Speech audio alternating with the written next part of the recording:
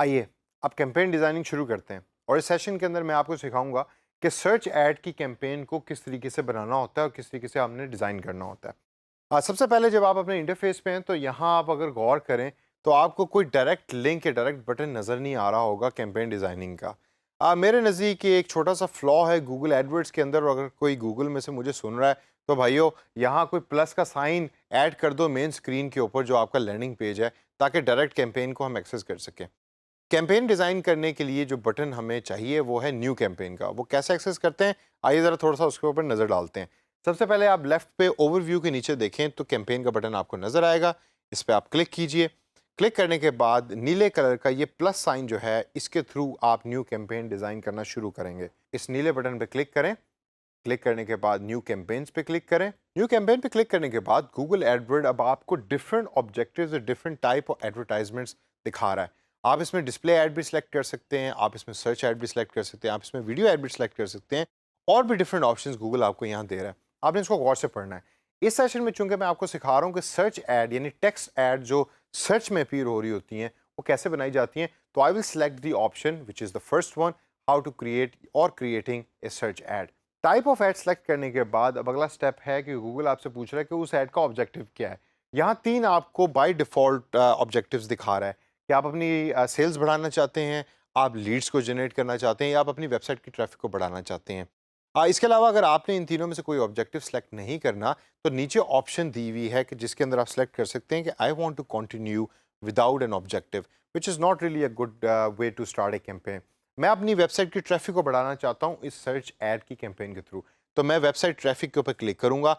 Objective select करने के बाद अपना वेबसाइट का एड्रेस लिखें और उसके बाद कंटिन्यू के बटन पर क्लिक करें। कंटिन्यू के बटन पर क्लिक करने के बाद अब आप अपनी कैंपेन डिज़ाइन करना शुरू करने लगे हैं। टॉप पे अगर आप देखें तो आपको 4 डिफरेंट स्टेप्स नज़र आ रहे हैं जो आपकी कैंपेन के स्टेप्स हैं। पहला स्टेप है सिलेक्ट कैंपेन सेटिंग्स का। उसमें हम देखते हैं कि हमारे पास क्या क्या ऑप्शंस हैं। यहाँ टाइप है सर्च नेटवर्क कैंपेन जो हमने स्टार्ट में सेलेक्ट की थी। गोल है वेबसाइट ट्रैफिक, इसको हम चेंज भी कर सकते हैं अगर हम इसको चेंज करना चाहें, लेकिन मैं इसको एज इट इज़ ही रहने दूंगा। कैंपेन नाम मैं यहाँ टाइप करूँगा टेस्ट कैंपेन। आप नेटवर्क्स को यहाँ से सिलेक्ट कर सकते हैं कि आपने खाली उसको सर्च नेटवर्क में रखना है या आप दूसरी वेबसाइट्स के ऊपर भी अपनी इन टेक्स्ट एड्स को दिखाना चाहते हैं। तो I will leave both these option selected क्योंकि मैं डिस्प्ले और सर्च नेटवर्क दोनों में अपनी एड्स को दिखाना चाहता हूँ। अगली ऑप्शन है लोकेशन की, जैसे आप अपनी लोकेशन को सिलेक्ट कर सकते हैं। इसको हम डिटेल में आगे चल के एक सेशन के अंदर पढ़ेंगे। लैंग्वेज के इस पर्टिकुलर स्टेप में आप लैंग्वेज सेलेक्ट कर सकते हैं कि आपकी ऐड किन किन लोगों तक पहुंचे और वो कौन कौन सी लैंग्वेज बोलते हैं। जैसे मैंने आपको पहले भी बताया था कि I would suggest you to leave English as a language, क्योंकि ज़्यादातर लोग हमें जो हैं वो गूगल को इंग्लिश में यूज़ कर रहे होते हैं, फेसबुक को इंग्लिश में यूज़ कर रहे होते हैं। तो आप उसको इंग्लिश ही रहने दें अनटिल अनलेस कि आप जो भी ऐड बना रहे हैं वो बड़ी स्पेसिफिक किसी और लैंग्वेज में है, तो फिर you have to change the language of है, otherwise leave it English. Language के बाद बजट और बिडिंग की दो ऑप्शंस आती हैं। इसको आप अपने तौर पे अभी देखिए, आगे चल के हम एक सेशन में इसको बड़े डिटेल के अंदर स्टडी करेंगे और उसको लर्न करेंगे।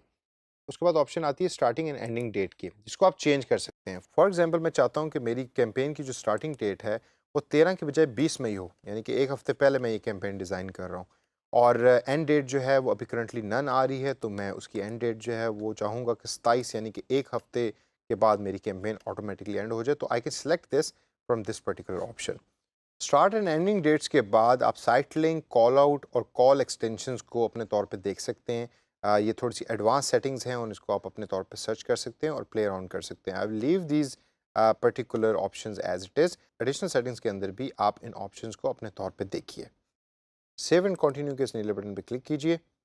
क्लिक करने के बाद it will take you up to the setup ad groups. दोस्तों जब आप इस स्टेप पे पहुंचे हैं तो you have actually given the basic information about ये campaign to Google at the moment. अब इस स्टेप के ऊपर हमने कीवर्ड्स को और कीवर्ड्स के ग्रुप को डिसाइड करना है। याद है मैंने आपको कीवर्ड प्लानर एक पिछले सेशन में सिखाया था कि जिसके अंदर गूगल आपको ऑप्शन देता है कि आप कीवर्ड प्लानर के थ्रू सर्च कर सकते हैं कि कौन सा कीवर्ड मंथली तौर पे कितना सर्च हो रहा है और उसकी पावर क्या है। उसको जहन में रखिए और उसको दोबारा प्रैक्टिस कीजिए, और अगले सेशन के अंदर मैं आपको सिखाऊंगा कि इस पर्टिकुलर स्टेप पे कीवर्ड्स किस तरीके से आपने डालने हैं और कैसे कीवर्ड्स आपने सेलेक्ट करने हैं।